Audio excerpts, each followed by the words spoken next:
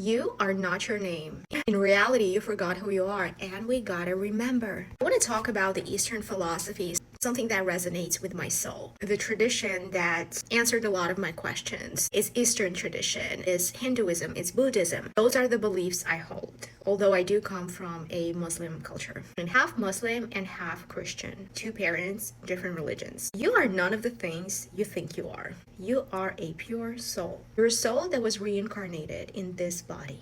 Your soul is pure. You're born pure. You don't have any assumptions, any limiting beliefs. And in Hinduism, they try to teach their children that so that they don't forget who they are as they grow up. Things happen to them and then they form perceptions and assumptions about their reality and themselves in it, right? So that they don't forget who they are. By teaching it early on, they're able to remain aware of their soul being their truest essence. What's practical use of this philosophy, you may ask me? I'm gonna tell you is that life will always throw some negative shit at you, okay? People will try to tell you who you are, and it's not usually a positive thing. Will always try to judge you and criticize you. That's life. And if you don't understand human nature, that people operate from egos, and that's exactly what Eastern philosophy is all about. It's like if you're not your soul, then you turn into your ego. You will over-identify with it, and you will let it define you, okay? And what's the practical use of it? By knowing this, when challenging situations happen, when the world tries to tell you who you are, you will be so aware, okay, by being present in your body, because presence is the first thing that you gotta do in order to spiritually awaken, reach the state of peace. You have to be present in your body, right? You shouldn't be thinking of your past or thinking of your future, because Lao Tzu said what? Lao Tzu said, if you are depressed, that means you are in your past. You're still living in your past, you're not over the memories or the, impact that the past had on you, but it's gone. It's a new moment right now. But by reviving those in your memories, you're feeling that state, and then it feels like a continuation of the past. If you're anxious, that means that you're too much in the future, that you're worrying about tomorrow, okay? That you are skipping this moment here and now completely, and you are going into the worry because this is your habit. This is something that you got used to doing, and now it's like the body is doing that to you. You're not even commanding, you're not even, doing anything. The body just brings these states and feelings to you, or brings up the memories that take you to that state.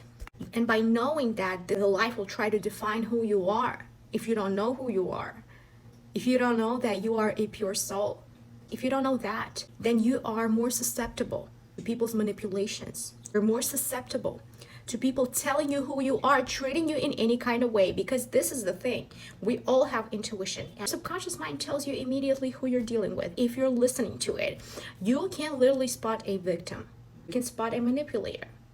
If you let go of your perceptions that are habitual, if you feel your emotions, you will identify who is who, because you have this ability, right? And you can overcome a lot of things, but you don't know who you are, right? So you allow other people to define you. I'm just letting you know that things in life are so subjective. Everything is so subjective. It becomes even scary that we are all experiencing our realities through our subjective perception. It scares the fuck out of me. We may live in the same world, but we may have a completely different perception. The reason why I love Eastern philosophy, like I said, is that it teaches you to identify who you are early in childhood, so that the world will not be able to tell you who you are. And then another thing, when it comes to Eastern philosophy, a child should be taught early on the source of energy that they come from, right? Which is God, universe, whatever you want to call it, soul. The soul, they reincarnated, that this soul is a part of higher consciousness, everything that is, the space that allows everything to be. They should never forget where they come from. This is one of the purposes of each soul on this earth. They should never forget who they are, where they come from. They're a part of higher consciousness, because this would be a sin. That's what the Bible means by sinning, is forgetting the source, where you come from. I'm not going to get into the Bible and Quran. I come from both sides. Neither of them were able to convince me. Purposes is to never forget that.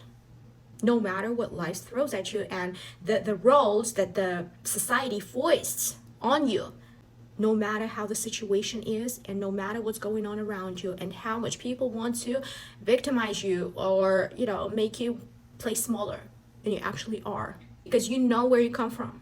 Number two, even if you have a different belief system, religion, it's not about that. It's not about that. Realizing who you are, it's about remembering who you are. The second purpose that we have, and we should never forget, is that we are co-creators. We need to co-create with that source energy. And we need to know how to use it. How to use it, we need to spread the word. We need to use the consciousness, right? For the better good, for the good of ourselves and other people at the same time. And we should do good without expectations. Because if you're expecting, that means you're operating from your ego. So you don't want to do shit unless you get something from things. So that means the intention and motivation to even do this thing, service, is off from the beginning. And that's what Eastern philosophy is about. That's why they say do without expecting. Use source energy in your business, in your whatever the work you do, talents, skills, hobbies. That's one of the things you should never forget, to use this. But people keep operating from egos. That's why everybody gets sick. They experience things in their bodies, experience bad stuff, like they can't cope with this reality anymore because their ego is not designed to solve these problems. You can't solve problems from the same level of consciousness that created it. You need to look from a higher perspective at the problems you're dealing with. But if you're operating only from ego, and that's what the world got you in a habit to do, to operate only from your ego, so you stay in your rut so that you don't change. Know how to change because you keep spinning your wheels in the same direction, but the path has changed. You get me? You are a pure soul. Don't you ever forget that. Ever.